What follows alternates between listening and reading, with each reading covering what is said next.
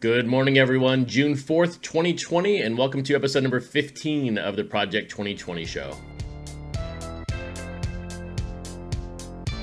And before we begin, thank you again for everybody who has subscribed to the channel. I greatly appreciate it. We're now over 1,030 subscriptions, and it's just amazing to see. So if you're not subscribed, please hit that button because our goal is to be at 1,100 by this time tomorrow morning. Now, let's get back to episode 15 of the Project 2020 show.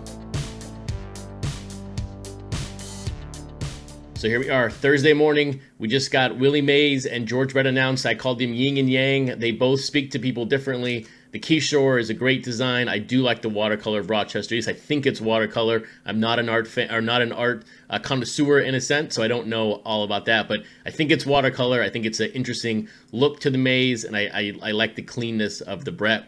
But look, a lot of things to cover today. We're going to cover the top 20 pricing. I did change the chart a little bit. I started working on the graph last night and I was like, this is wonky, it doesn't look good. So I changed it for now, and then when I get more data, I'll go back to the graph. We'll walk through that. I'll walk through the entire market. I'll show you, did the market move up today? Or yesterday, did it move down? Did it stay flat? I think there were some interesting number of movements yesterday in the market. We're also going to check in on the pre-orders. I'm here to sort of make a proclamation or sort of a judgment of the numbers early on the Trout. I don't think it's going to do what people think it's going to do. The numbers just don't make sense, and I'll walk through that here in a little bit. And then we're going to talk about Willie Mays, and we're going to talk about George Brett. Look, 2 new cards. We're now officially into the hundreds, and it's going to be exciting to see where these land. But let's now look at yesterday's movement in the market of the top 20 cards. So here's the chart I'm using for now. It's not on the website, but it'll be on the website after I finish this video. I did have to make one change to it. I realized that I made a mistake, and I did not include Frank Thomas's first card. So card 19 was a second, I think it was a Clemente, but that's been removed, and so I threw in, or I didn't throw in, I put in Frank Thomas's first card, went back and found that data, and then of course we have the Jeter at 29. So this is still the top 20 plus 1. They don't go in numerical order from the print run perspective. But look, when you think back to June 2nd, we achieved, or the market sold 11,000 cards of, or $11,000 of these cards at 133. So the average was 526. And then June 3rd, yesterday, we sold $10,413. That was 108 cards. So the average was 520. Very similar. The one question mark I had was on the Kofax. There was a sale for $2,000, and Terapeak is usually really good at if a best offer was accepted or anything, it shows the actual number. There was not it was showing $2,000, but I don't believe for a second that somebody sold this card for $2,000. So we'll figure that out here. We'll see if it changes tonight. But as of right now, look, I think half the cards moved up, half the cards moved down, maybe a little bit less than half moved up. But 99%, I think, look, these cards are going to be the indicator of the market overall. And I think if these stay flat, the market's going to stay flat, or if these start spiking, the market will spike in general. So yesterday, top 20, kind of just an even day, some numbers here and there. I mean, the biggest jump yesterday was Ricky Henderson, went from an average of 327 to an average now of 480. So that was the healthiest jump of them all. But for the most part, look, I mean, it's a pretty flat day in the market from the top 20 cards. Now let's look at the market overall. Also, if you're thinking or asking where do all these graphics come from or the numbers, please check out the website, crtsportscards.com. Go to my Project 2020 page, and it has everything there for you. And you can quickly reference any number that I talk about here on the show. So yesterday in the market overall, it was a sort of a mixed bag, but it was a mixed bag because of the cards that were released for pre-order. From a volume perspective, we sold yesterday 2,382 cards, which was the highest since we sold 2,410 on May 20th. So that's good to see the uptick.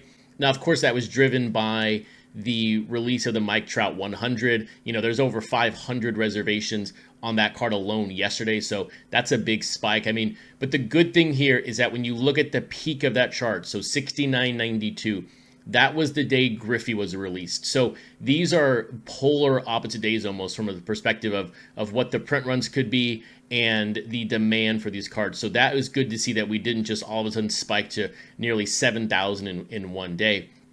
But from an average price perspective, because of the pre-orders, we did drop down to $80. Those lines are almost meeting again. But when I just remove the Trout number out of curiosity, look, all of these numbers involve pre-orders. I think it's too tricky to start trying to take out pre-orders. You know, we stated about $101. So it looked like a pretty flat day from the market perspective. When you factor in the Koufax reserves, which were rather low, we'll cover that here in a second, and then the Trout reservations, or removing the Trout reservations, we basically had a flat day at about $101 on the average cards. So look, as the top 20 was pretty flat, so was the market. So as I said, these two are going to be interlinked together forever. So as long as these are moving forward or staying flat, the market's going to stay flat. You're going to see cards move periodically up and down, but I'm really looking to see where these top 20 cards go, because if these top 20 cards moving or start moving at a higher frequency or at a higher price point, you start seeing buyers move or become more confident in even some of the higher printed stuff. So maybe you're now selling cards that were 60, now at 80, 85, maybe 90. We really need these 20 cards to move forward for the entire market and for buyers to become more confident. So if you're rooting for any cards to gain steam right now, it needs to be these top 20 cards, because these are so linked together to the entire market. Now, let's look at pre-orders on the 4 cards that are out right now, and let's look forward to Mike Trout and Sandy Koufax. So here we go. Here is the pre-orders yesterday for Maguire, Robinson, the first ever Project 2020 cards with 3 days of reservations. Then you have Koufax and Trout. We're going to break them up in 2 groups. But from an actual perspective, Maguire and Robinson added another 20% onto their total. So Maguire right now, as of last night, 11 o'clock, sat at 349 total reservations, and Robinson sat at 274. I think our opportunity to have both of these cards fall under 20,000 is now over with the extra day of pre-orders. I really thought both would fall in that 19 group, or at least with a 1. But now with the 3rd day of reservations, tied with Trout, I don't think that happens. So I think we're going to see both of those over. We'll find out, but it would be nice to see them both drop under 20,000, but we'll find out here in a couple of hours. But now let's look at Trout and let's look at Koufax. And I think there's some very interesting numbers here. And it's also why I right now do not believe Mike Trout's going to top 100,000. So after 1 day, Koufax has 141 reservations. That's very low, but it's still kind of high when you think of time frame of reservations within 24 hours. That's not really the story here. The story, of course, is how is Trout tracking and how is Trout performing versus Griffey, and is Griffey going to, or is he going to pass Griffey overall? And it's why I right now, after 1 day, do not think he is going to touch Griffey at 99,000. And there's a couple different reasons, but the numbers right now speak for themselves. I've broken up Trout's reserves into 2 numbers, so 302 and 574. 302 were reservations taken before the actual announcement of this card yesterday. These are pre-orders done at like $24, $25. I don't know why they're being done like this, and I don't know if these are legit sales or if people are going to cancel those altogether. But yesterday alone, we had 574 reservations, well below Griffey on the first day, which had well over 1,000. So there's a big disparity there in Trout versus Griffey right now.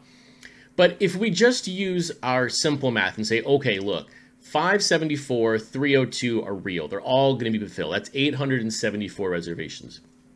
If you use our math from a couple of episodes ago, when it comes to a player having a 30% increase on their pre-orders after day number 1 or in day number 2, that brings Trout to 1,137.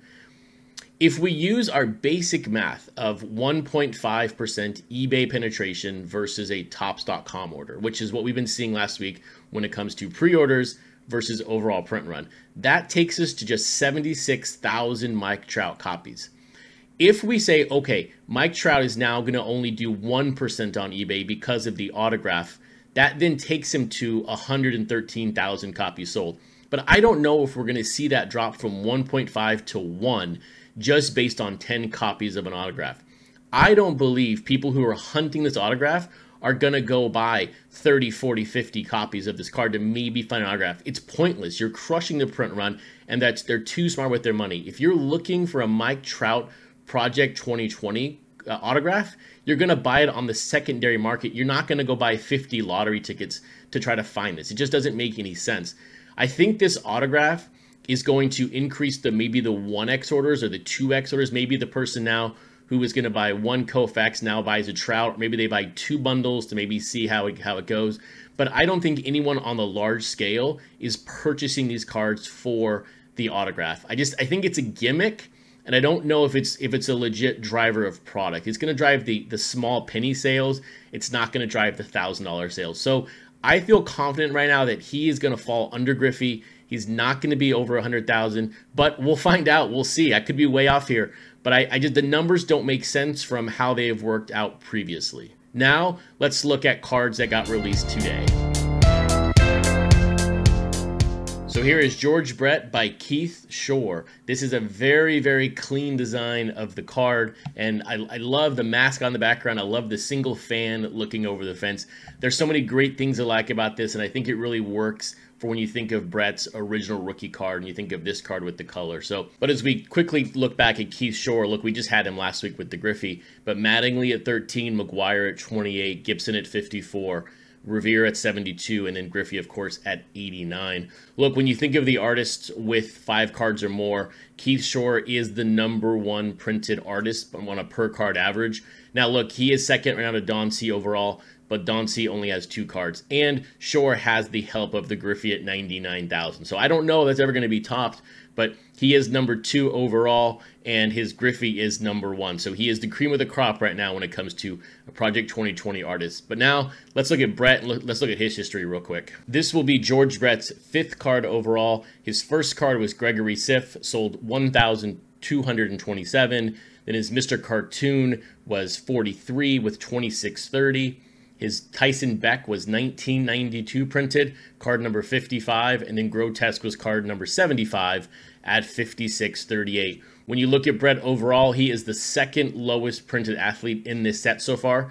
So I'll be very curious to see how he does when you look at the Trout 100 bump, and then, of course, the Keith Shore right after Keith Shore's Griffey performance. So we'll find out. I'm very curious how the pre-orders land tomorrow morning. So here is Willie Mays, card number 101. This card looks to me fantastic. I think it's watercolor, but you can just look, you can see his face and he's just looking off into the distance. I think you can interpret this card however you would like. But this card is done by Jacob Rochester. This is his 6th card so far in the set. His first 3 cards, which were Koufax, Ripken, Frank Thomas, just didn't sell very well. I mean, under 2,000 copies printed of each. Now, then he got to Griffey. 9,000 Griffey sold. Now, card 66 was when the market started to shift a little bit, and we saw that higher increase there. And then he had his Trout. So 34,000 Trouts, currently the 9th best card in the set so far. And then Jacob Rochester himself right now is the middle point of the set. He is the 10th when you think of the per card average, he is number 10 overall of 20. So there, he's the middle. He's kind of getting lost right now in this, but he is really being lifted by Mike Trout. But let's now look at Willie Mays and see how Willie Mays got here. So Willie Mays' first card was card number 15 by Andrew Thiel. Then he was at 27 with F. Dot, and then JK5 was 48. All of these cards sold very similar numbers, right around 1,500. Then you had King Saladin at 61 with 5,500, and then Sophia Chang, really Willie Mays' first spike at over 10,000. But when you average all of his cards together, he right now is actually the 3rd lowest printed athlete in the set. And I would argue some of his cards are actually really great looking. So it's surprising to see him, you know, have such a low average, but I'll be very curious to see where this card lands today, because I think it's not his best looking card, but I do like the card better than some of his other Willie Mays cards so far. So we'll see how this goes today. So there we have it. On the heels of one of the best athletes out there in the set, we are now followed up by number 2 and number 3 on the bottom of the list. So I'll be curious to see how Mays and Brett do for pre-orders, along with the fact that we're about to find out the print runs for McGuire and Robinson. So have a great day collecting. Enjoy Project 2020, and I will see you all tomorrow.